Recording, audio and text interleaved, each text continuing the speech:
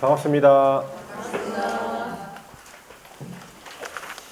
자, 잘 지내셨죠? 네. 공부는 좀 많이 하셨어요? 일주일 동안 또? 많이 해서 어쩌려고 그래. 자, 오늘 이제 우리 3, 4월 마지막 수업이네, 그죠? 네. 벌써 4월이 다 이제 지나갑니다. 좀 있으면 이제 5월달이네, 그죠? 아직 많이 남아있습니까? 많이 남아있어요. 아직까지. 6개월이나 남아있는데 뭐. 엄청나게 많이 남아있는 시간이에요. 충분히 할 수 있어요. 충분히. 자, 오늘은 주임법 할 차례죠? 아닙니까?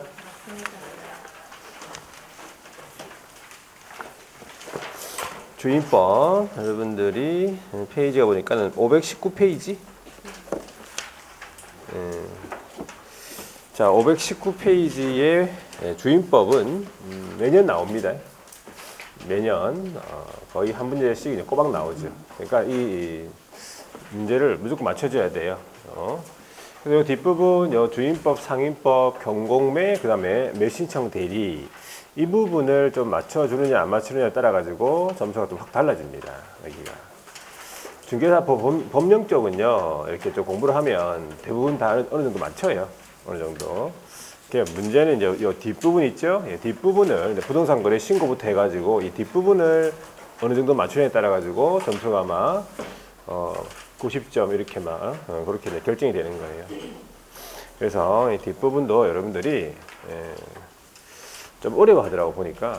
그래서 왜 어려워하느냐 하니까 공부를 안 해서 그래. 뒷부분이요. 뒷부분을 공부를 계속 안 하다 보니까 이제 어려운 거지. 공부를 하면 다 쉬워요 여기. 그래서 여기 뒷부분을 좀 이렇게 꼭 이 뒷부분을 할 때 사람들이 꼭 안 오더라고 보니까. 그러니까는 더 안 되지 뭐. 그래놓고 막 그 성적이 안 나온다고 막 그래요.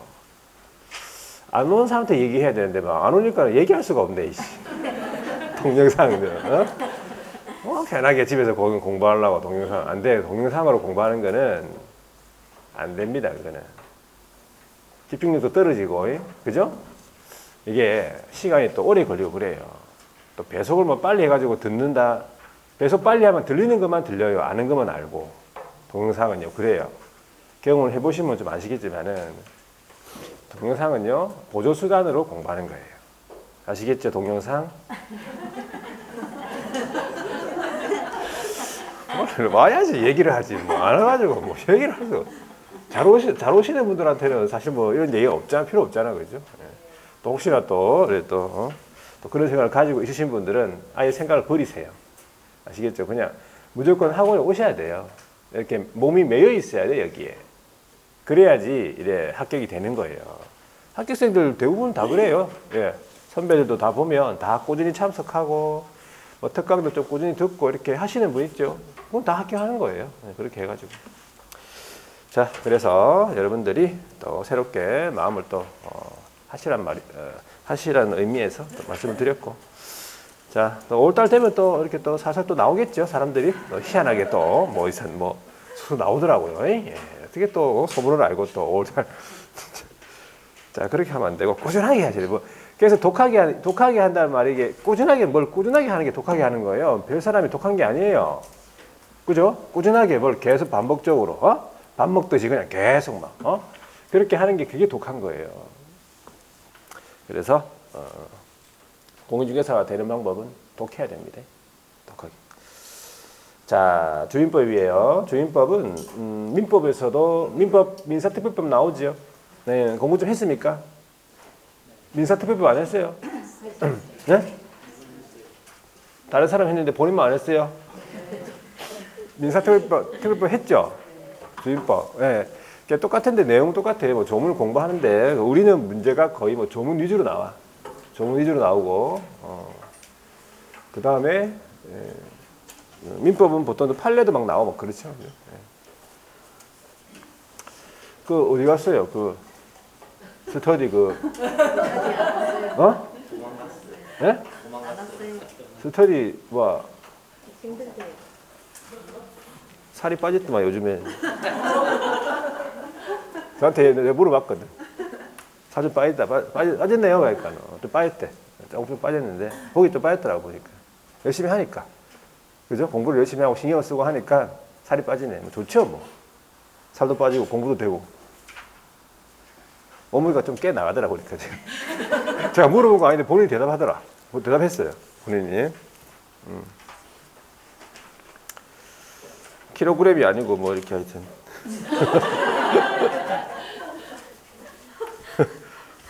자, 적어야 되는데, 자, 한번 적어볼게요. 자, 한번 적어보겠습니다. 이 주임법, 주택 임대차 보호법이다 이 말이죠. 그래서 여러분들이 또 이렇게 모의고사 언제쯤이고 모의고사는? 네? 내일 모레? 잘 치보세요. 조금 이제 조금 어려울 수도 있어요. 이 두 번째 거기 때문에 세 번째 건 약간 좀 쉬운 감이 있고 두 번째 거부터는 조금 어려울 수 있으니까 그냥 그대로 치면 돼. 괜히 또 뭐 첫 번째보다 또 성적이 더 안 나왔다 안 나올 수 있습니다. 아니 첫 번째보다 성적이 안 나왔다고 실망할 필요 없어 절대로. 지금 미리 말씀드리는 거예요. 점수에 크게 연연하지 마세요. 점수에 지금은 뭐 그냥 그 시험지를 공부를 해야 돼. 보고 채설지 보고 공부하고 그리고 막 모르는 거 뭐 이렇게 질문하고 그러세요. 그 시험지 가져보고 이상한 거 좀이라도. 그리고 보니까 또 몇 개가 또 개정이 됐더라 보니까 중개사법이. 혹시 알아요? 4월 18일부터 개정이 됐는데 몇 개가 개정이 됐는데 시행이 10월 16일이야. 그러니까 우리 시험법이 들어가요. 들어가. 시험 범위에 들어가요. 시험 날까지거든. 시험 날까지 시행 기준이거든요. 10월 16일부터 시행한다고 그게 개정된 게 지금 개정이 됐지만은 시행 자체는 공포 후 6개월이니까 10월 19일인가 없다. 18일 날 그 공포됐으니까 10월 19일부터 시행하는 것 같은데. 하여튼 그게 그거래 이제 시험 범위 들어가요. 뭐 한 가지 예를 뭐 말하면 그 금고 이상의 형의 집행유예를 받으면 그 유예 기간 동안 결격 사유였잖아요. 유예 기간이 만료가 되고 만료된 날로부터 2년 경과가 돼야 된다. 그렇게 바뀌었어요. 그렇게. 그리고 중개 보조원의 수 있죠. 중개 보조원의 수가 제한이 있어. 원래 제한 없었거든. 중개 보조원의 수가 개업하고 소속을 합한 수의 5배를 초과하면 안 된다. 이렇게 돼 있어요. 중개 보조원의 수. 미리 좀 알려드리면 수업생도 또 얘기할 건데 5월달에 중개 보조원 수 제한이 있는 거지. 그리고 중개 보조원은 또 이런 규정도 신설된 거 그거는 개정이 아니고 원래 없었잖아. 신설된 거예요 그거는. 중개 보조원은 자기가 이제 현장 안내 등 이렇게 업무를 보조하잖아요. 그럼 미리 나는 중개 보조원이요 이렇게 알리는 고지 의무. 고지 의무. 그거 안 하면은 그거 안 하니까 좀 가태료가 500만 원인가 하여튼 그래요. 네. 그리고 개업이 고용인수 그거 위반하잖아요. 중개보조원. 그냥 그 절치.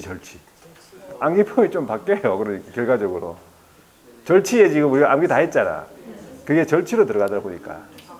고용인수 그거 초과해가지고 고용하면 중개보조. 그러니까 암기법이 조금 바뀌어. 500만 원 이하도 바뀌어요.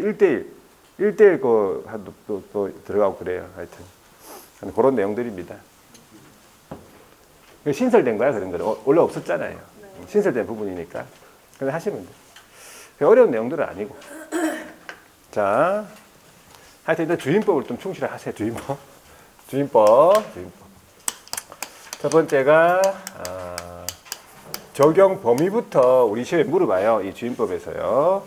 적용 범위가, 첫 번째, 누구를 보호할 것이냐. 보호 대상입니다. 자연인을 보호한다 이 말이죠. 우리 인간은 크게 자연인하고 뭘로 나뉘어? 법인으로 나뉜 거 알고 있죠? 예. 자연인을 보호하는 게 원칙이에요. 그러면 법인은 보호 안 해줍니까? 원칙적으로는 보호 안 해주는 게 맞지. 원칙은 보호 안 해줍니다. 법인은 보호 안 해줘요. 자, 여기에 내국인하고 외국인도 포함이 됩니다. 불문. 내외국인, 불문. 외국인도 보호된다 이 말이죠. 자, 그런데 이제 예외적으로 일정한 법인이 보호받는다 이렇게 보시면 돼요. 세 가지의 법인이 있는데 이거 좀 외워줘야 되겠죠. 요거. 자, 첫 번째가 한국 토지 주택공사라고 이게 LH공사 들어봤죠. 두 번째 주택사업 목적 주택사업 목적의 지방공사죠. 그 다음에 세 번째가 중소기업 기본법에 따른 중소기업이에요. 그러니까 중소기업이 주택을 임차를 해요. 그래가지고 뭐 중소기업의 소속 직원이 있죠. 직원이 인도받고 주민등록하면은 요 주민법에 적용된다. 대항력이 발생한다. 그래 되는 거지. 자, 그렇게 하고 자, 두 번째가요. 적용이 되는 적용 대상 주택은 어떤 주택이냐 이 말이죠. 첫 번째가 주거용 건물 전부 또는 일부의 임대차입니까? 일부라도 되는 거죠. 중요한 건 뭐냐 하니까 계약 체결 당시 실지 용도 기준이다 이 말이에요. 실제 용도 같은 말이죠. 그러니까 원래 이제 창고인데, 그죠? 계약할 때 적법하게 개조를 해가지고 주거용으로 개조했다. 그럼 적용된다 이 말이지. 요거. 자, 두 번째는요. 임차한 주택의 일부, 임차 주택 일부를 뭘로 사용한다고요? 주거외로 사용. 그러니까 임차한 주택 일부를 주거외로 사용한다. 대표적으로 뭐가 있다고 했습니까? 문방구. 기억하고 있네. 문방구, 문구점. 초등학교 다닐 때 문구점 갔다고 했죠. 문구점. 문구점 갈 때 아침마다 뭐 사 먹었다고요? 아침마다 뭐 사 먹었지? 하드라고 우리가 하드라고 해요. 하드. 아이스크림하고 표현 안 했어 우리는. 하드 중에서 이름 뭐? 깐돌이요. 상당합니다. 깐돌이를 기억하다니. 깐돌이 얼마? 50원이었어요. 우리 50원. 50원에 먹었다 이 말이지. 50원. 우리 50원 했어요. 하드 50원. 오락실에 오락 50원. 그러니까 다른 학원에서 자기는 20원에 먹었대. 아유, 좋겠습니다. 그러면서. 하여튼 50원이었어요, 우리는. 그래서, 팥맛이었어요, 그때. 팥맛. 세 번째. 팥을 좀 어릴 때 좋아했나 봐요. 지금도 팥빵을 좀 좋아해요, 팥빵. 자, 다른 걸 다 좋아하고, 다른 것도. 특히 팥빵을 좋아한다, 이 말이죠. 자, 세 번째가 미등기, 무허가. 미등기 무허가 건물 됩니까? 예. 등기 허가 여부는 관계없다, 이 말이죠. 네 번째는요, 미등기 전세입니까? 미등기 전세 됩니까? 예. 적용받습니다. 전세에 들어갔지만은 등기 안 했다는 얘기죠. 이걸 다른 말로 뭐라 합니까? 다른 말로?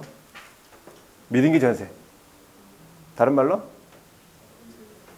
채권적 전세라고 해요. 이거 채권적 전세라고 하지. 물건 아니거든. 전세권 설정 등기 안 했으니까. 물건이 아니에요. 채권이죠. 채권적 전세라고 해. 하여튼 적용되고. 다섯 번째는 임차주택 대지. 임차주택의 이 대지를 환가한 매각대금으로부터 우선 면제 받을 수 있다. 이런 말이죠. 자, 여섯 번째가 안 되는 경우예요. 자, 여섯 번째. 안 되는 경우는 뭐냐 하니까 일시 사용이 명백하다. 일시 사용을 위한 임대차. 일시 사용을 위한 임대차가 명백하다. 잠시 빌리는 거 어떤 경우 있어? 잠시 빌리는 거. 민박 펜션 이런 거잖아. 민박 펜션 이런 거. 잠시 빌리는 거는 적용되지 않겠죠. 예. 적용 X. 그래서 일단은 이 적용 범위를 좀 기억합니다. 이 적용 범위가 우리 지문에 막 들어가고 그래요. 지문에 들어갈 수 있으니까 반드시 적용 범위부터 알아두셔야 되겠죠. 자, 그러면 이 정도 하고 밑줄 한번 꺼볼게요. 자, 주임법 밑줄 한번 꺼보겠습니다. 주임법 519페이지 한번 보세요. 주임법에 재정 목적 나와 있는데 일단은 재정 목적은 국민의 주거생활 안정을 목적으로 한다. 예. 민법의 특례 규정 돼 있네. 두 번째 줄에. 민법의 특례 규정입니까? 자, 그리고 그 다음에 그 밑에 줄이니까 임차인의 주거생활 안정을 목적으로 한다 이 말이에요. 국민의 주거생활 안전 목적. 자, 이제 보호 대상을 보니까 그 밑에 조문 밑에 사실상의 주된 용도가 주거용으로 사용되는 주택이다 이 말이죠. 계약 당시 실지 용도다 이 말이겠지. 자, 뒤로 넘어가 볼게요. 물적 범위라고 해가지고 동그라미 1번에 주거용 건물의 의미는 쭉 첫 번째 줄 끝에 사실상의 실제 용도에 따라 결정된다. 맞죠? 자, 네 번째 줄, 그 밑에 줄 미등기 건물, 무허가 건물 적용되겠죠? 동그라미 2번 보세요. 주거용 끝에 주거용 건물의 일부를 주거 외의 용도, 그죠? 비주거용으로 사용되는 거 적용되겠죠? 그리고 그 밑에 줄에 보니까 일시 사용을 위한 뭐 여관이다, 호텔이다, 민박, 펜션 같은 거 적용되지 않겠죠? 자, 동그라미 4번 미등기 전세, 이걸 채권적 전세라고 하죠? 적용되고요. 자, 오른쪽에 넘어가 보니까 거기 뭐 판례가 뭐 하나 있는데 5번 판례 한번 읽어볼까요? 5번 판례. 5번 판례 뭐라 되지? 방 2개와 주방이 딸린 다방이라고 돼 있네. 다방 알죠? 다방. 자, 영업용으로서 비주거용 건물이다 이 말이죠. 그러니까 이것은 거기에 있는 방은 주임법 적용 대상이 아닌 거죠. 그러니까 비주거용 건물의 일부를 주거용으로 쓴 거 이런 거죠. 다방은. 그죠? 주된 용도가 비주거잖아. 그죠? 자, 그 다음에 인적 범위로 내려가 볼게요. 인적 범위는 외국인 보호됩니까? 내 외국인 불문한다 했고, 법인은 보호 안 되는 게 원칙인데 예외적으로 원칙적으로는 보호 대상이 아니라고 돼 있고, 자, 예외적으로 거기 한 네 번째 줄입니까? 다만 한국토지주택공사, 그 다음에 지방공사, 그리고 중소기업 그 밑에 줄, 자, 이런 법인들은 보호가 된다라고 보시면 되고, 자, 적용 범위였고요.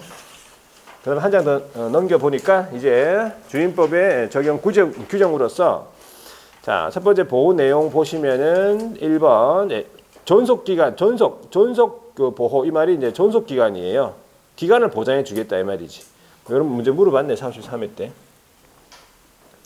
자, 기간을 보호해 주는데 기본 2년 돼 있네. 2년 보장이다. 그럼 조문을 보세요. 1항에 기간을 정하지 않은 거죠. 기간을 정하지 아니하거나 2년 미만으로 정했다는 얘기예요.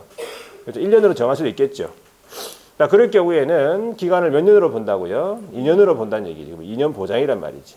중요한 건 다만이에요. 다만 임차인은 2년 미만으로 정한 기간의 유효함을 주장할 수 있다는 거지. 이 자리에 임대인이 들어가면 틀린 거예요. 그렇죠? 당사자가 들어가도 틀린 거겠지. 임차인만 주장하는 거니까 2년 미만으로 정한 기간 되겠습니까? 이런 부분들이 다 시험 지문으로 만들 수 있다 이런 말이에요. 그리고 이 항을 보니까 임대차 기간이 끝났으면 임대인이 임차인한테 보증금 줘야 될 거 아니야. 보증금을 안 주네. 그러면 보증금 반환받을 때까지 임대차의 관계는 존속하는 것으로 본다 돼 있어요. 자, 이제 묵시적 갱신을 가볼게요. 법정 갱신이라고요. 두 가지가 있는데 동그라미 1번 저기 그 1항에 보시면요. 임대인은요. 기간을 잘 보면 기간 끝나기 6개월에서 2개월. 요걸 이제 좀 다르게 표현하면은 기간 만료 6월에서 2월이잖아요.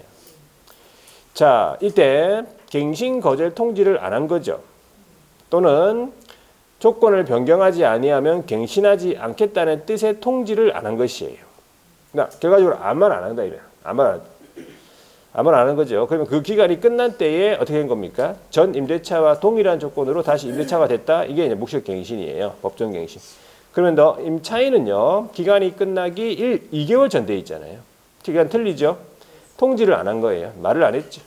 또한 같다. 이 말은 전 임대차와 동일한 조건으로 다시 임대차가 됐다. 이게 묵시적 갱신이에요. 법정 갱신 두 가지. 자, 그래가지고 이 항을 보세요. 그때 묵시적 갱신이 되면은 존속 기간이 몇 년으로 본다고요? 네, 다시 2년으로 본다 이 말이죠. 그런데 오른쪽에 넘어가 보니까 사망에 묵시적 갱신이 인정되지 않는 경우가 있네. 그죠? 자, 2기에 달하도록 차임 연체. 이 말은 두 번 연체가 아니라 2기에 달하는 거니까 우리 한 달에 100만 원 원래 주기로 했다면 200만 원에 달할 때까지 이 말이에요. 예를 들어서 뭐 30만 원 주고 50만 원 주고 뭐 주다가 결과적으로 200만 원에 달한 거예요. 그게 2기란 얘기지. 원래 100만 원 한 달에 100만 원이었다면 자 그래서 2기에 달하도록 차임 연체하는 경우나 아니면 임차인으로서의 의무를 현재 위반하지요. 그러면 묵시의갱신은 인정되지 않는다는 거. 자 그 다음에 이제 묵시의갱신의 경우에 해지라고 되어 있는데 그러면 연속기간이 2년이 됐단 말이에요. 그런데 거기 두 번째 줄에 보시면 임차인은 또 이 2년 안에 언제든지 또 나가겠다. 계약 해지 통지를 할 수 있다 이 말이죠. 그래서 통지를 했으면 또 임대인이 또 통지받고 바로 효력 발생하면 임대인도 조금 그렇잖아. 새로운 임차인을 구할 시간을 줘야 된단 말이죠. 그게 3개월이에요. 통지를 받고 3개월이 지나야 효력이 발생한다는 사실. 여기까지가 묵시격갱신, 법정갱신. 되겠지? 여기까지? 자, 그 다음에 계약갱신 요구를 보세요. 계약갱신 요구권도 요거는 상가를 보고 뺏긴 거죠. 자, 1항에 보시면은 첫 번째 줄의 끝에요. 임대인이 돼 있는데 이거 보지 말고 그 옆에 임차인 보세요. 임차인이. 자, 임차인이요. 기간을 잘 보시면 전단의 기간 돼 있죠. 제6조 1항 전단의 기간으로 표현되어 있는데 이 전단의 기간에는 어떤 기간입니까? 이 기간이 적어놨습니까? 네, 이게 임대인의 묵시격갱신 기간이에요. 네, 기간 만료 6월에서 2월 이렇게 적어놔야 돼. 기간 만료 6월에서 2월 이렇게. 그러니까 임대인의 묵시격갱신 기간 내에 이 묵시격갱신과 별도로 이 임차인이 계약갱신 요건을 행사할 수 있다 이런 말이에요. 별도니까. 자, 그래서 기간 만료 6월에서 2월 사이에 계약갱신을 요구할 수 있다는 거지, 임차인이. 그때 임대인은 정당한 사유가 없는 한 거절하지 못한다 이 말이에요. 다만 다음에 사유가 있으면 거절할 수 있겠다. 이게 거절 사유예요. 9가지가 있단 말이지. 1호 보세요. 몇 개입니까? 2기에 달하도록 차임을 연체한 거야. 2기입니다. 자, 두 번째는요. 거짓 부정임차가 되겠네. 그죠? 세 번째는요. 합의해서 상당한 보상 제공. 자, 5천만 원 줄 테니까 나가자. 이런 말이죠. 자, 그 다음에 4호에 동의 없이 전대란 말은 무단전대라 볼 수 있겠네요. 5호에 보시면요. 고의 중대한 과실로 파손. 경과실이 아닙니다. 법에 중과실이라고 되어 있잖아요. 6호에 보시면요. 멸실됐단 말은 쉽게 하면 불났다. 이면 불났다고. 불났으면 계속 살 수 있습니까? 못 살지. 목적 달성 어렵잖아요. 자, 7호에 보시면요. 첫 번째 줄 끝에면 전부 또는 대부분이에요. 일부가 아니고요. 철거 재건축을 위해 가지고 점유 회복이 필요하다는 얘기지. 그 방법이 세 가지가 있어요. 첫 번째 다가 있죠. 가는 뭐냐면 처음부터 이 시기에 내가 재건축할 거다라고 구체적으로 고지를 했어요. 처음부터 그 계획을 고지를 하고 그 계획에 따르는 거지. 구체적으로 고지하고 그 계획에 따르겠다. 나에 보시면은 너무 노후 훼손돼 가지고 무너질 것 같다. 그래 안전사고 우려 있다. 다에 보시면은 다른 법에 따라서 철거 재건축이 필요하다 이 말이에요. 자, 그다음에 8호에 보시면요. 요거는 주택에만 있는 거예요. 상가는 없습니다. 상가는 사는 게 아니니까. 임대인이 내가 거주하겠다. 실제 거주할 목적으로 거주하는 거예요. 실제 거주하겠다. 자, 여기 임대인에 누가 포함되어 있어요? 직계 존속이랑 직계 비속이 포함되어 있죠. 직계 존속이라면 자기를 기준으로 해가지고 위에 자기 부모님하고 할아버지 할머니하고 이런 거. 그 다음에 비속이라면은 자기 자식들하고 자기 손자 이런 사람들 말합니다. 자, 그 다음에 9호에 보시면 이제 마지막으로 임차인으로서의 의무를 현재 위반, 그 다음에 임대차를 계속하기 어려운 중대한 사유 이런 거예요. 자, 이런 거절 사유를 좀 기억해야 되겠죠? 상가에도 그대로 있으니까.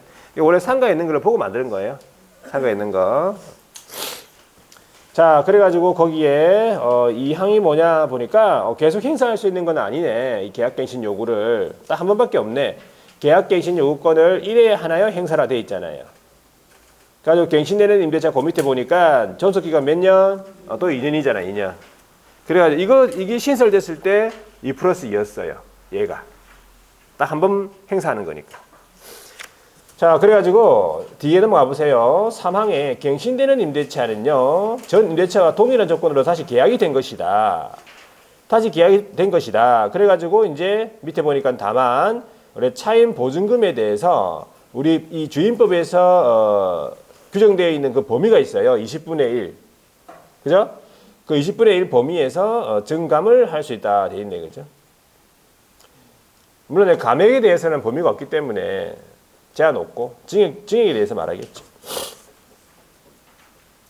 자, 그러면 사항에 보시면요, 갱신되는 임대차의 해지에 관해서도 우리 앞에서 했던 묵시적 갱신할 때 나오던 그 해지에 관한 내용 그대로 준용한다 이 말이지. 자, 그게 무슨 말입니까, 그러면? 존속기간이 2년으로 보는데, 그죠? 존속기간 2년으로 보는데, 또 2년 안에 언제든지 계약 해지할 수 있고, 임차인이 해지 통지를 받으면 3개월 내 효력 발생한다. 이 내용. 이게 그대로 준용된다고요. 계약갱신 요구에서도. 무슨 말인지 아시겠죠?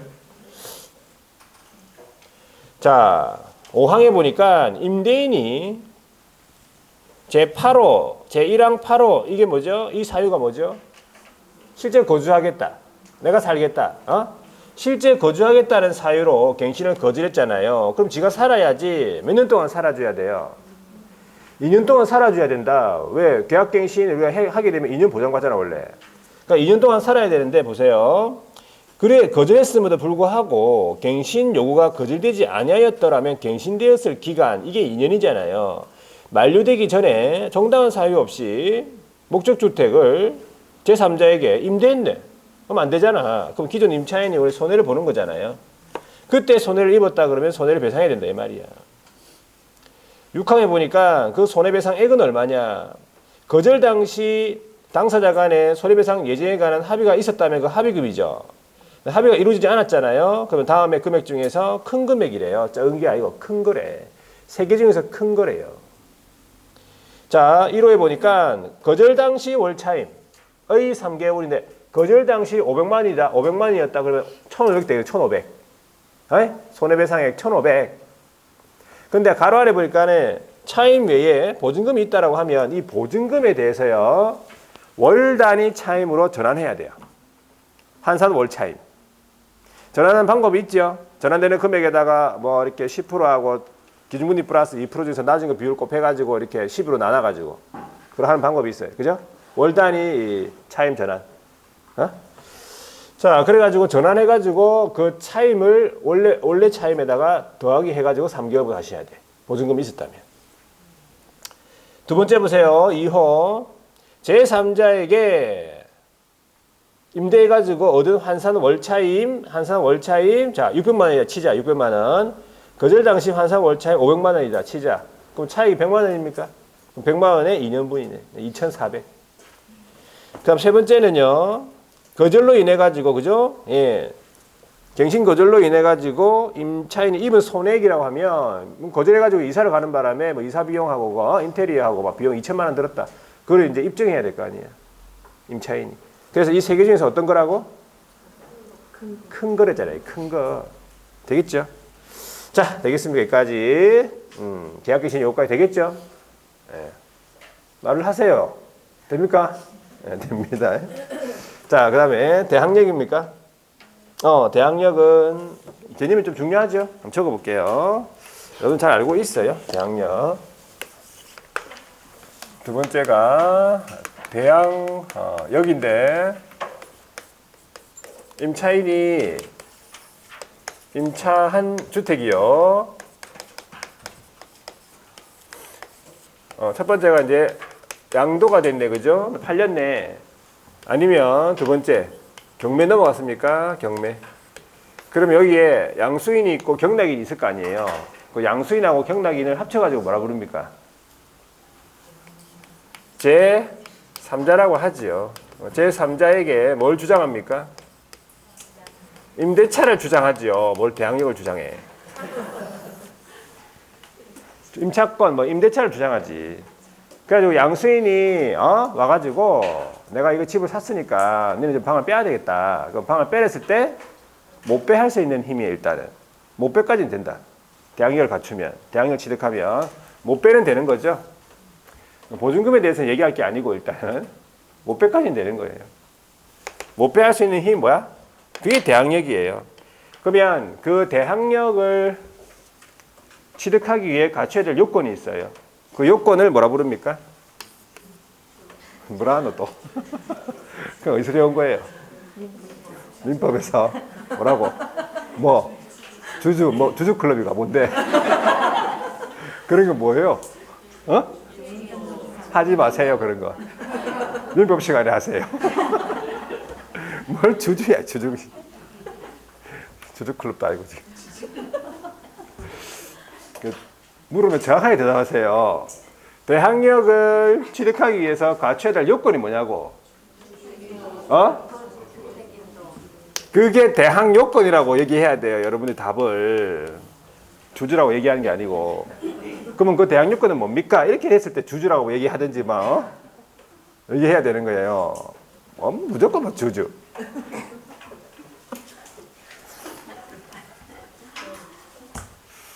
자, 다행이다. 주주라도 알고 있고. 뭐라도 알고 있으면 되지. 뭘 맞아.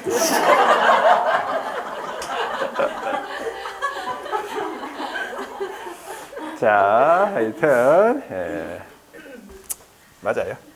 그러니까 다시 한 번 더 대항력을 취득하기 위해서 갖춰야 될 요건이 뭐냐 하니까 그게 대항 요건이야.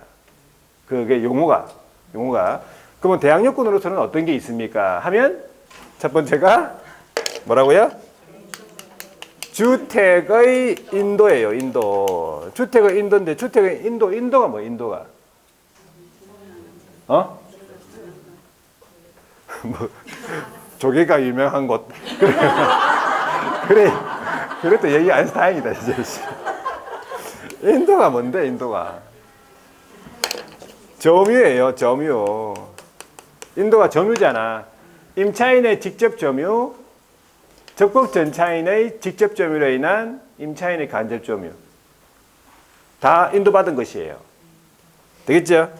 자, 두 번째는 뭡니까? 두 번째는요. 주민등록이잖아요. 주민등록이 뭐예요? 전입신고예요. 전입신고. 되겠죠? 그러면 이 두 가지가 대항 요건이잖아요. 그러면 대항 요건이 갖춰졌을 때 언제 대항력이 발생합니까? 다음날 0시, 다음날 하면 이길 0시부터 제3자에 대해서 효력 생긴다. 이게 대항력 발생이잖아요. 되겠죠? 요거 확실히 알아두세요. 다음날 0시. 그래가지고 이제 주택이 단독주택이냐 공동주택에 따라가지고 어디까지 기재가 돼야 되는지, 임차인이 잘못했을 때, 또 그다음에 공무원이 잘못했을 때, 이런 판례들이 막 있어요. 그죠? 그 주민등록이 직권 말소가 됐을 때, 그리고 기존 채권을 해소할 목적으로 이렇게 주민등록만 해놨을 때, 이런 여러 가지 판례들이 있어. 요약집에 다 있으니까 그거 나중에 보시면 돼요. 자, 대항력 다시 한 번 더 보세요. 524페이지에 거기 대항력인데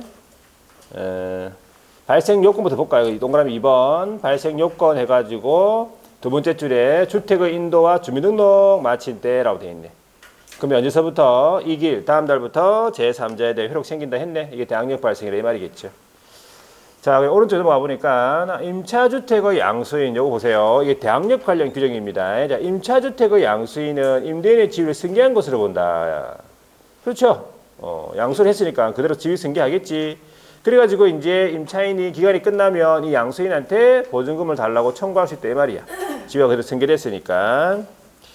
자, 그러면 이제 그 판례도 몇 개 있는데 볼게요. 2번 판례. 다가구용 단독주택. 우리 다가구라고 하면 단독주택 맞죠? 그러면 지번까지만 기재하면 됩니까? 두 번째 줄. 그렇네. 지번까지 기재하면 되겠네. 그 다음에 이제 그 밑에 보니까 3번 판례에 연립 다세대다 그러면요. 동호수까지 표시해야 됩니다. 다세대인데 동호수를 표시 안 했다. 그러면 그거 주민등록 안 된 겁니다. 전입신고 안 된 거예요. 대항력이 발생 안 된다는 거지. 자, 연립 다세대는 동호수까지 표시해야 됩니다. 그러니까 동호수 표시 없이 이렇게 적어놨잖아. 그러면 그 밑에 줄 보세요. 끝에 유효한 공시방법을 갖추었다고 볼 수 없다는 거예요.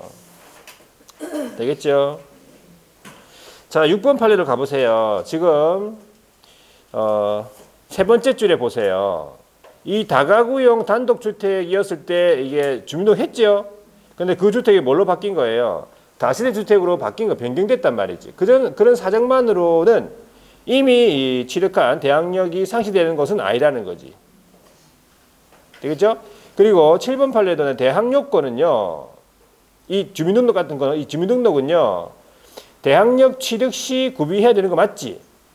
그건 대항력 취득 시 구비하면 족하는 것이 아니고 언제까지 유지가 되느냐? 두 번째 줄 끝에 배당 요구 종기까지 계속 유지가 돼 있어야 된다 이 말이에요. 자, 그래가지고 그 옆에 보니까 일시적으로나마 다른 곳으로 주민등록을 옮겼다. 잠시 옮겼다. 그래도 어떻게? 주민등록 그 대항력권 상실이에요. 대항력이 상실되는 거지. 그런데 그 밑에 보니까 가족의 주민등록을 남겨둔 채 일시적으로 이전했다는 거는 예, 대항력이 소멸되지 않는다 돼 있잖아요. 가족의 주민등록도 유효하다 이런 말이죠.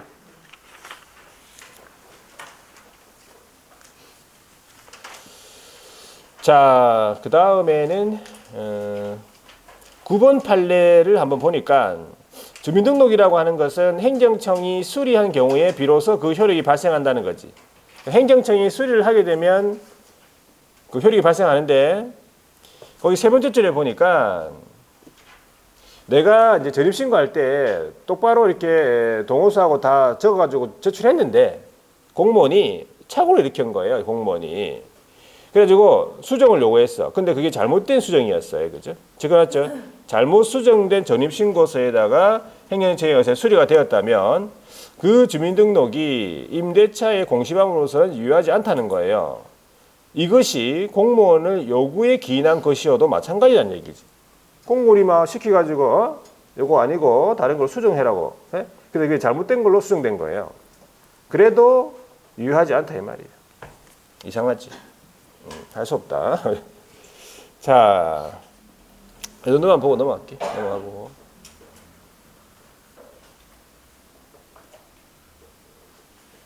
자, 오른쪽에 하나 봐요. 10번, 16번은 잘 나오는 거니까 볼게요. 16번, 527페이지. 자, 임차인이요, 그 지위를 강화하고자 뭘 했단 말이에요? 전세권 설정 등기를 마쳤단 말이지. 자, 그래가지고 이제 주임법상의 대항력권을 상실했다는 얘기예요. 주민을 옮겼다 이 말이지. 전세권 설정 등기 해놨으니까 괜찮겠나 그러면서 옮겼단 말이에요. 그럼 어떻게 돼? 이미 취득한 주임법상의 대항력 우선 매일권은 상실이다 이 말이야. 전세권하고요, 주임법상의 대항력 우선 매일권은 별개입니다. 아시겠죠? 이거 잘 나오는 지문. 요거 18번 판례도 한번 보세요. 이거 점유자잖아요. 두 번째 줄에 주택에 실제로 거주하는 직접 점유자. 이게 전차인이잖아요. 전차인이 자신의 주민등록을 마친 경우에 비로소 간접 점유자가 대항력 취득한다는 거지. 원래 임차인이. 되겠죠? 네, 점유됐어. 자, 됐어. 자, 그러면 이제 이 정도 보고 529페이지에 보니까 이제 임차 보증금 보호란 말 나와 있네. 보증금 보호. 우리 임차인한테 제일 중요한 게 뭡니까? 보증금이네. 자, 이거 한번 적어 볼게요. 두 가지를 적어 볼게요. 자, 세 번째가 최우선 변제부터 볼게요. 최우선 변제권이라고요. 요걸 이제 다르게 표현하면 어떻게 표현합니까? 소액 임차 보증금에 의한 우선 변제예요. 소액 임차 보증금, 그러니까 소액 임차인이지. 소액 임차 보증금에 의한 우선 변제권이다. 그런 표현이에요. 자, 그러면 개념을 정확하게 하셔야 돼. 임차인이요. 임차인이 자기 보증금 있겠죠.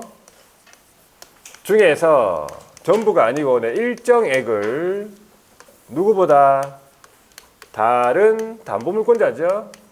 다른 담보물권자보다 우선 변제받을 권리네. 먼저 받는다 이 말이지. 그러면 다른 담보물권자는 대표적으로 이제 뭐 저당권자잖아. 저당권자. 저당권보다 먼저 받는다는 얘기는 경매 순위에서 몇 순위?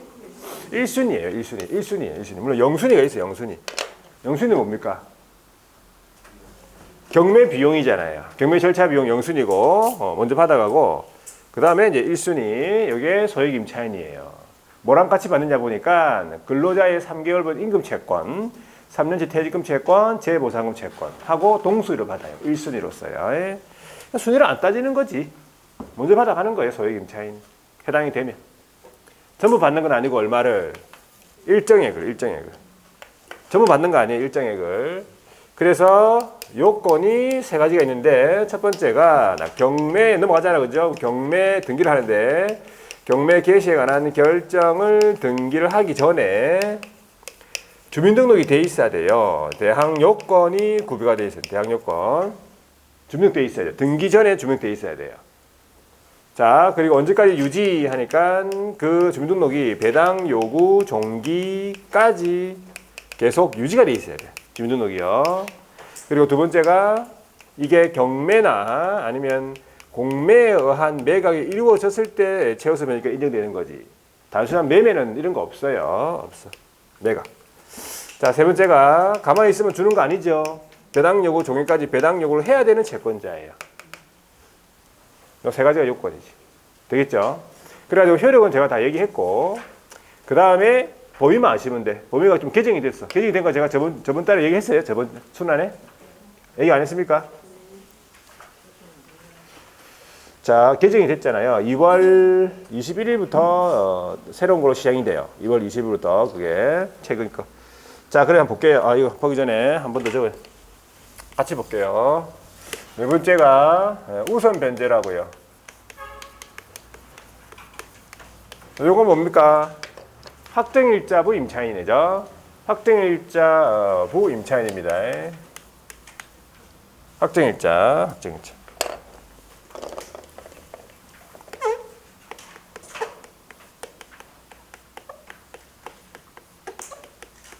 자, 확정일자에 의한 우선 변제권, 확정일자부 임차인이네, 그죠? 자, 요거는 개념을 이렇게 하셔야 돼. 임차인 주택이 어떻게 됐다고요? 경매하고 공매 시 그냥 그 환가 대금, 매각 대금이 있을 거 아니에요. 환가 대금으로부터 자, 후순위 권리자 그 밖의 채권자 보다 우선해서 변제받을 권리. 우선 변제. 후순위 권리자 그 밖의 채권자. 그럼 여기 이제 순위를 따지는 거예요, 이거는. 결과적으로. 순위를 따져가지고 우선 변제 받는 거예요. 그럼 얘가 이제 요건 있잖아요. 요건. 자, 요건이 있는데 첫 번째는 똑같습니다. 경매 개시 결정 등기제는 대항 요건을 갖춰야 된다. 배당 요구 종료까지 계속 유지가 돼야 되는데, 자, 두 번째가 중요한 거죠. 여기 확정일자 받아야 돼요. 동사무소 가가지고 일단 확정일자, 요 일자하고 다른 권리들의 어떤 순서를 따져가지고 이제 받는다 이 말이겠지. 변제를 배당을 받겠죠. 자, 그 다음에 세 번째가 마찬가지 경매, 공매에 의한 매각이 이루어져야 되고. 얘도 배당 요구 종기까지 배당 요구를 해야 되는 채권자 이래 되는 거예요. 확정일자가 들어갔네, 그죠? 확정일자 임차인이니까. 그러면 최우선 변제는 확정일자가 요건이 아니잖아. 확정일자 안 받아도 최우선 변제권 인정되죠? 근데 이 최우선 변제도 확정일자를 받아두는 게 좋다 이 말이야. 왜? 자, 최우선 변제는 보증금을 다 받는 게 아니고 일정액 받았죠. 최우선 변제권으로 해가지고 일정액 받고 못 받은 금액에 대해서는 이 확정을 받아가지고 우선 변제권 행사해가지고 받는 거예요. 받아두는 게 좋다 이 말이지. 그래가지고 요 확정일자랑 다른 저당권하고의 어떤 권리 순서를 좀 기억하고 있으면 돼요. 자, 이제 두 가지를 한번 밑줄 꺼볼게요. 529페이지에 임차 보증금 보호에서 우선 변제권 해가지고 후순위 권리 기타 채권자보다 우선 배당 이게 이제 확정일자부 임차인입니다. 자, 동그라미 1번 보세요. 밑에 경매 또는 그 밑에 공매 시 임차주택의 환가대금에서 후순위 권리자 그 밖의 채권자보다 보증금을 우선해서 변제받을 수 있다 이 말이죠. 요건을 보니까 첫 번째 줄에 대항 요건을 갖춰야 한다 이 말이죠. 그리고 확정일자 받아야 된다. 그러니까 우선 변제권의 효력이 발생되기 위해서는 일단은 대항력이 취득돼야 돼요. 대항력. 그죠? 대항력이라면은 이제 주민등록 이런 거 다 돼 있어야 되죠. 대항력 취득되고 확정일자까지 다 충족된 상태가 우선 변제권 효력이 생기는 거예요. 그래서 이제 보통 효력 발생일이 있잖아요. 예를 들어서 오늘 인도받고 주민등록하고 오늘 확정일자 받았다. 그러면 언제 효력 생깁니까? 우선 면제권이. 내일 다음날 0시 생기는 거예요. 대항력 자체가 다음날 0시 생기니까. 대항력이 다 취득된 상태가 돼야 된단 말이에요. 대항력하고 확정일자가 다 충족돼야 돼. 아시겠죠? 자, 한 장 넘겨볼게요. 동그라미 3번에 우선 변제권의 승계라고 있죠. 자, 금융기관 등이 우선 변제권을 취득한 임차인의 보증금 반환 채권을 계약으로 양수를 한다. 자, 이것도 보증금 보호 중에 하나인데 양수한 금액 범위 내에서 우선 변제권을 승계를 합니다. 자, 근데 행사할 수 없는 우선 변제권을 행사할 수 없는 경우가 밑에 조문에 나오는 거예요.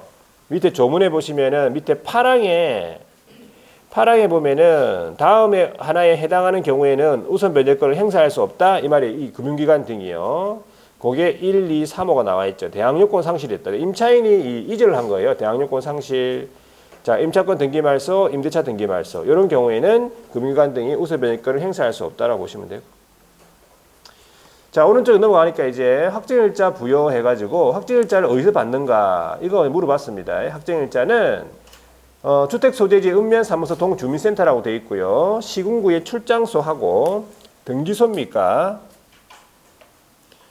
그 다음에 지방법원 출장소 지방법원 지원 등기소하고요.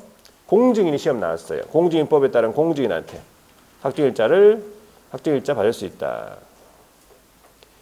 자, 그래가지고 거기 사망으로 내려가보니까 사망에요. 임대차에 이해관계가 있는 자는요. 확정일자 부여 기간에다가 확정일자 부여일 차임 보증금의 정보 제공 요청할 수 있다 했고요. 밑에 쭉 내려가면 거기 사항이 있어요. 사항 밑에 사항을 보시면요. 임대차 계약을 체결하는 자는 누구의 동의를 받습니까? 네, 임대인 동의를 받아. 이거 시험에 물어봤는데 임차인 동의라고 나왔습니다. 자, 이해관계에 있다는 것을 증명하기 위해 이제 임대인의 동의를 받는다고 생각하시면 돼요. 그래가지고 그 사망에 따른 정보 제공 요청할 수 있다. 차임 보증금에 뭐 이런 정보 제공 요청할 수 있다 보시면 돼요. 자, 넘어가서요. 그 다음에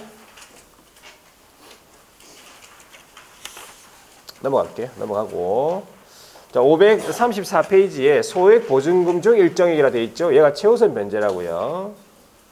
조문안을 보세요. 1항 임차인이요 자기 보증금 중 일정액 되어 있죠. 다른 담보물권자보다 우선하여 변제받을 권리.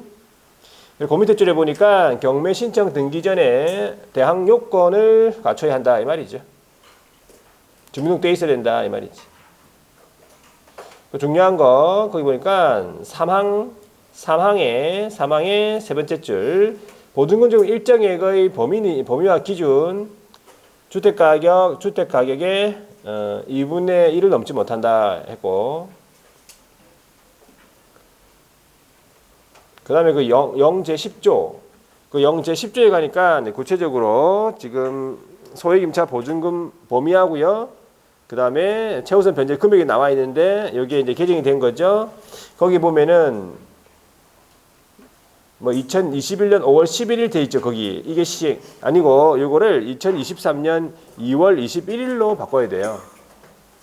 최근에 게 2023년 2월 21일 이렇게 돼 있어요. 개정이. 되겠죠? 거기서부터 현재까지. 지역은 똑같습니다. 지역. 지금은 이거 지금 여기 나와 있는 건 최우선 변제고. 자, 이 최우선 변제를 먼저 볼게요. 그럼 최우선 변제 서울 두 번째 지역은 과밀, 세용하김. 세 번째 지역이 광역시, 안산, 광주, 파주, 이천, 평택. 안광, 파, 이평 이렇게 외우고 그 다음에 그 밖의 지역이네. 그래가지고 이 최우선 변제 금액이 얼마나 여기다가 전부 500만 원 플러스예요. 5,500, 4,800, 2,800, 2,500.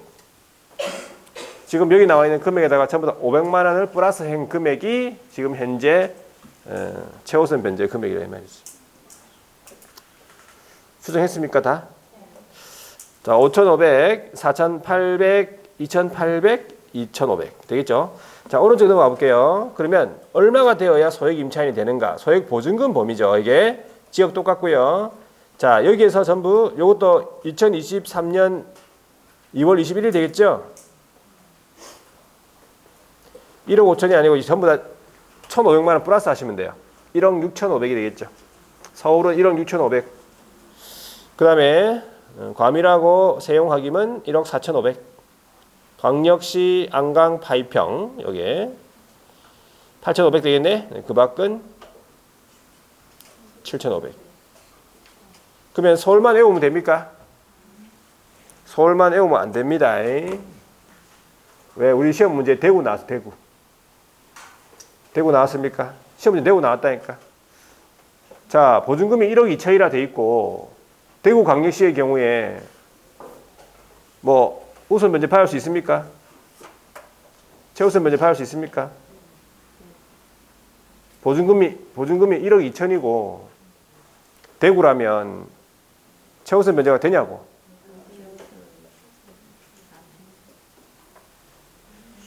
대구가 최우선 변제 보증금이 범위가 얼만데? 어? 대구 몰라? 대구? 8,500이잖아요. 8,500 이하가 되어야 소액 임차인이 되거든. 예? 자, 대구는 8,500 이하가 되어야 최우선 변제금이 인정이 돼요. 최우선 변제 받을 수 있다고. 근데 제가 문제 1억 2천 했잖아. 1억 2천이면 보증금이 넘어가잖아요, 지금. 그럼 소액 임차인 자체가 안 된다고. 문제에서 1억 2천 나왔잖아요, 문제에서. 그러면 대구에서는 소액 임차인이 안 돼요, 아예. 최우선 변제 못 받아? 아무것도 못 받잖아. 소액 임차인 자체가 안 되는데 뭘. 그렇게 대구가 나왔다고요, 대구가. 그러니까 제 말은 서울만 외우지 말고 다른 거 다 외우라고, 순서대로. 또 나올 수도 있어요. 울산에 나오면 어떡할 건데, 울산에 나오면. 울산도 광역시잖아요. 그렇죠? 하여튼 그렇게 하세요. 자, 거기 최우선 변제권의 발생 요건 뭐 됐네. 됐고. 이거 왜 줄 거 놨지?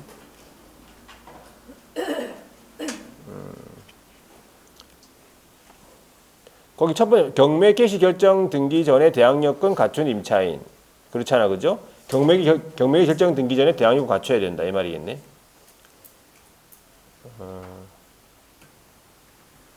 그렇게 안 보세요.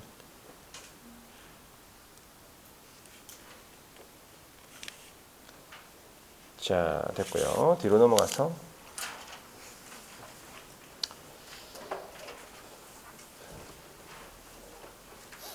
뒤에 창고에 나오는 그 표는 아니에요, 이제 거기. 그건 아니죠. 예. 자, 한 자리 넘겨서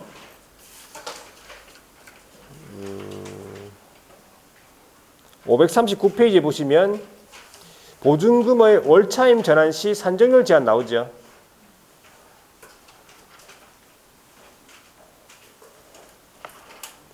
그 전에 여기 538페이지에 보증금 차임 증감 청구 나오네. 자, 보세요. 538페이지 거기 조문 안에 보세요. 1항에 당사자는 이 말은 임대인하고 임차인 말합니다. 약정한 차임 보증금이요. 조세나 공과금이나 그 밖의 부담의 증감, 경제사정 변동으로 적절하지 않다. 그러면 증감을 청구할 수 있다는 거지. 증액 청구는 보통 임대인이 할 거고 감액 청구는 임차인이 하겠죠. 근데 감액 청구에 대한 뭐 별다른 규정은 없습니다. 증액 청구를 보니까 임대차 계약 또는 약정한 차임 보증금의 증액이 있은 후 1년 이내에는 다시 하지 못한다. 1년이나 하지 못한다. 임대차 계약을 했으면 1년 있다가 증액하고 증액을 한번 했으면 또 1년 있다가 증액해라 이 말이네. 그죠? 이 항에 보니까 약정한 차임 보증금의 20분의 1의 금액을 초과하지 못한다는 거예요. 증액 청구는 5%, 20분의 1입니다. 다만 최근에 신설된 거는 특광도, 특시특도, 시도지사가 이 20분의 1, 본문의 범위라고 하면 20분의 1을 말해요. 20분의 1 범위에서 증액 청구의 상한을 조례로 달리 정할 수 있다고 되어 있어. 자, 오른쪽에 판례 하나 있는데 보세요. 첫 번째 판례 두 번째 줄입니까? 임대차 계약의 존속 중에서 당사자 일방이 약정한 차임 등의 증감을 청구한 때 하나여 적용이 된다 이 말이네, 그죠? 임대차 계약이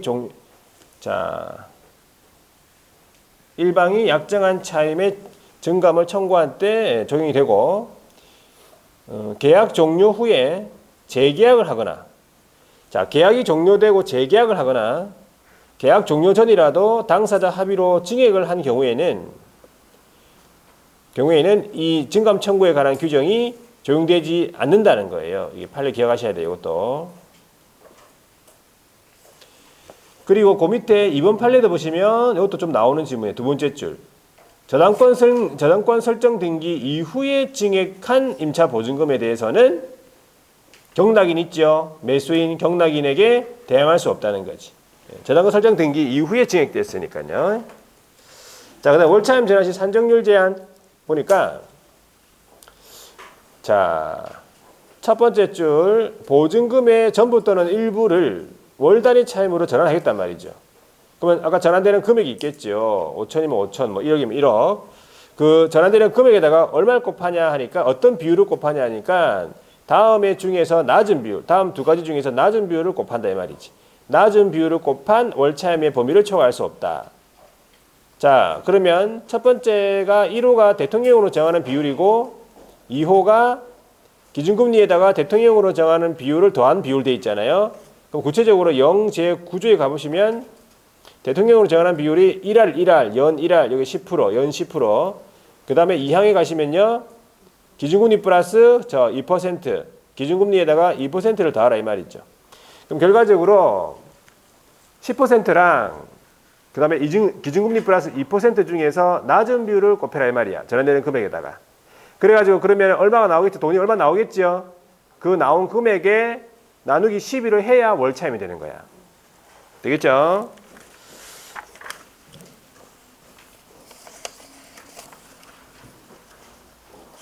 자, 뒤로 넘어가니까 이제 기타 종합적 보호라고 해가지고 주택임차권 승계라고 있네. 주택임차권 승계는 주택에만 있어요. 상가는 승계라는 거 없어. 상가는 사는 게 아니니까. 그래가지고 조문안에 보시면요. 상속인이 있냐 없냐를 따져야 돼요. 상속인이 일단 없다라고 되어 있네, 그죠? 상속인이 없이 사망을 했어, 임차인이. 그러면 그 주택에서 가정공동생활하던 사실혼 관계에 있는 배우자가 단독 승계한다 이 말이야. 권리 의무를요. 그 2항에 보면요. 상속인이, 이 말은 상속인이 있다는 소리잖아. 사망 당시 상속인이 있는데 그 주택에서 가정공동생활을 만약에 하고 있다면 그 상속인한테 승계되고 이제 되겠죠. 상속되겠죠. 근데 그 말을 얻고 보세요. 상속인이 그 주택에서 가정공동생활을 하고 있지 않는다고요. 그러면 그 주택에서 가정공동생활하는 사실혼 관계에 있는 배우자와 이촌인의 친족이 공동승계한다 이 말이지. 그런데 사망을 보니까 임차인이 사망을 하고 1개월 이내에 승계 반대 의사를 표시를 했단 말이에요. 왜? 채무가 너무 많으니까. 승계 반대 의사를 표시하면 그러지 아니하다. 승계하지 않는다 이 말이에요. 아무나 하고 가만히 있으면 임대차 관계에서 생긴 채권 채무가 모두 승계된다고요. 승계인한테 기속된다고요. 채무까지도. 자, 그 다음에 임차권 등기명령 한번 적어볼게요. 이거는 단독으로 나올 수 있기 때문에 임차권 등기명령. 상가하고 똑같습니다. 이것도. 예. 다섯 번째가 임차권 등기명령이죠. 자, 임차권 등기명령은 임대인하고 임차인하고 임대차의 기간이 끝났습니까? 기간이 만료가 되죠. 기간이 만료가 되면 임대인은 임차인한테 뭘 주면 되겠어요? 보증금을 반환하면 되겠죠. 그리고 임차인은 임대인한테 임차주택을 반환하면 끝나잖아. 임차주택을 반환하면 되는데 우리 임대인이요. 이 임대인이 임차인한테 보증금 준다 안 준다? 보증금을 반환해 주지 않는다. 왜 안 줍니까? 보증금을. 돈이 없다. 돈이 없어. 돈 있으면 주겠지, 그지? 돈이 없어가지고 반환 못 받았는데 임차인은 잘 몰라가지고 주민등록을 옮겼어요. 그럼 어떤 사태가 벌어집니까? 옮기는 순간 바로 대항력이랑 과 우선 변제권 상실이에요. 상실되면 대항력 우선 변제 상실되니까 결과적으로 뭘 못 받겠어? 보증금을 못 받겠지. 반환받을 수가 없는 상태가 돼버린 거죠. 그러니까 이렇게 이제 문제가 생기니까 이걸 해결하기 위해서 만든 것이 뭐예요? 네, 임차권 등기 명령이라고요. 그러니까 임차권 등기 명령에 의해 가지고 임차권 등기가 되면 뭐가 생깁니까? 대항력 우선 변제권이 효력이 생긴다 이 말이에요. 효력으로서. 크게 세 가지 마시면 돼. 요건, 절차, 효력. 그게 다 나와 있을 거예요. 요건, 절차, 효력. 자, 한번 밑줄 까볼게요. 자, 임차권 등기 명령 보니까 자, 거기 조문 안에 1항 임대차가 끝난 후 이게 뭡니까? 기간이 끝났다 이 말이야. 이게 첫 번째 조건이에요. 요건이에요. 일단 기간이 끝나야 돼. 기간이 끝나기 전에는 임차권 등기 명령 신청을 할 수 없다는 거지. 그리고 보증금이 반환되지 아니하는 경우에 보증금이 일부 또는 전부 또는 일부가 반환되지 않은 상태가 돼야 돼요. 되겠습니까? 자, 어디로 가가지고 주택소재지 관할 지방법원 지원 시군법원에 갑니다. 임차권 등기 명령 신청을 하죠. 단독으로 신청합니다. 임대인 동의 필요 없어요. 자, 그리고 그 밑에 보니까 신청의 이유와 등기의 원인이 된 사실을 소명하래요. 이거 한번 시험 나왔습니다. 신청의 이유와 등기 원인이 된 사실 소명. 등기 원인이 된 사실이 뭐야? 기간이 만료가 됐는데 돈을 못 받았다 이 말이죠. 자, 그리고 그 오른쪽에 가보니까 이제 오른쪽에 사항을 보세요. 신청을 했는데 법원에 기각했네. 그런 신청 기각 결정에 대해서 임차인은 항고를 할 수 있다는 거예요. 항고. 그리고 5항에 보니까 임차권 등기를 마쳤네. 자, 임차권 등기를 마치면 어떤 효력이 생깁니까? 그 밑에 대항력하고 우선 변제권 둘 다 생깁니다.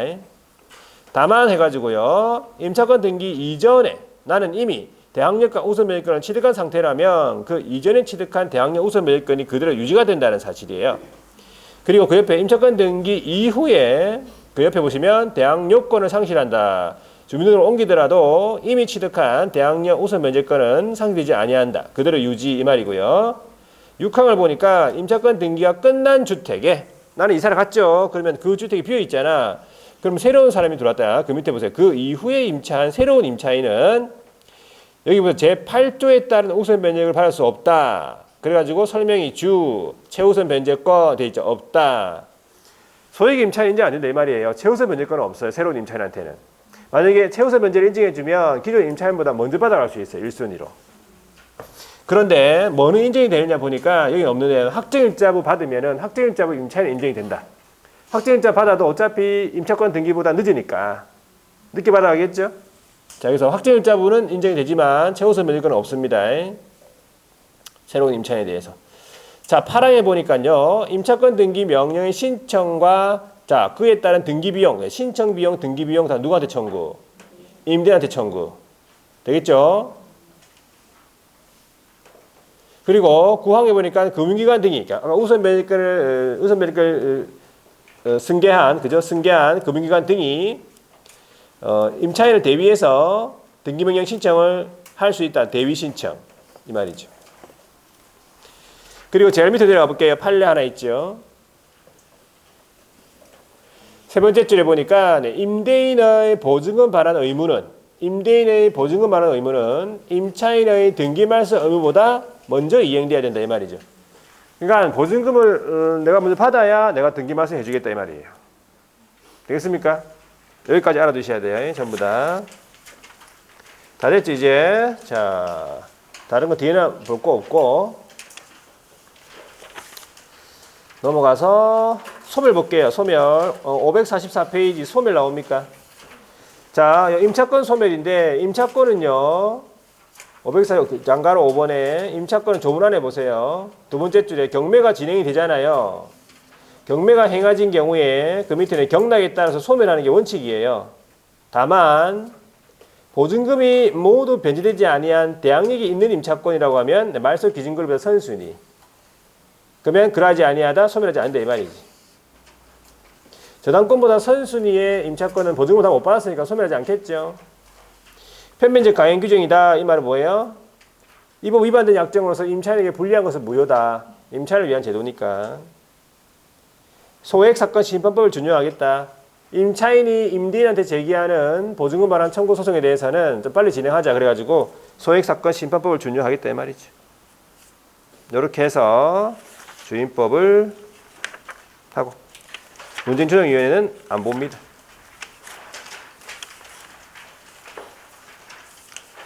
임대차위원회도 넘어가고요. 자, 좀 쉬었다가 상임법 558페이지 상임법을 보도록 하겠습니다.